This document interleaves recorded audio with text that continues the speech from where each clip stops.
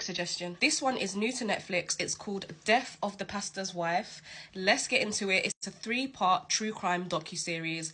It was a crazy watch, and the footage and how this story and case really breaks down, shocking. We get introduced to Mika here, a young girl at the age of 13 who goes through some trials and tribulations with her family. Her mum ends up breaking up with her partner, which makes them be in a city where they're staying in a hotel, and along those times they come across a church that is run by a pastor.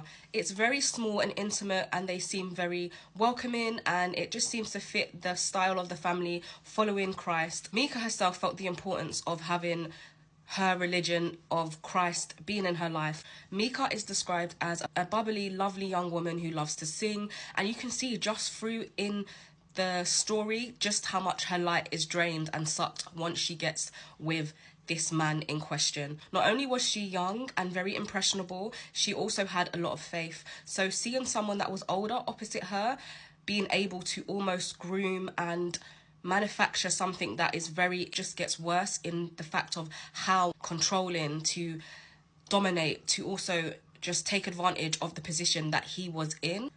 It's not a surprise how this happened. We're then introduced to Jean-Paul Miller, who is the pastor of the church. He is married and also has a child already. Mika ends up marrying someone in the church as well, and he's the one that initiates the marriage. Long story short, him and Mika end up going into an intimate affair.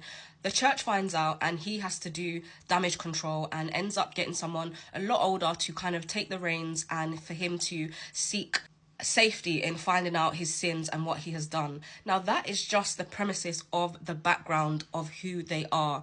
The actual story in the title, as you can see, is where this gets really crazy and eerie. I'm not going to say too much as I don't want to spoil it for anyone that hasn't watched it yet. I was shocked to see just how much had happened in such a small amount of time when it comes to us finding out about Mika's mental health, what she was going through, and just how controlling the pastor was. Now, there's 3 parts in this documentary.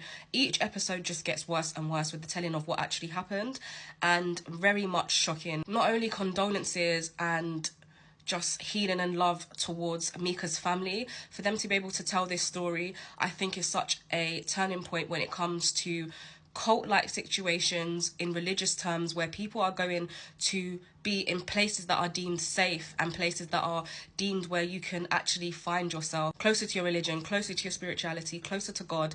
And in these spaces, a lot of the times you may come across the enemy who is ultimately stopping you from getting there.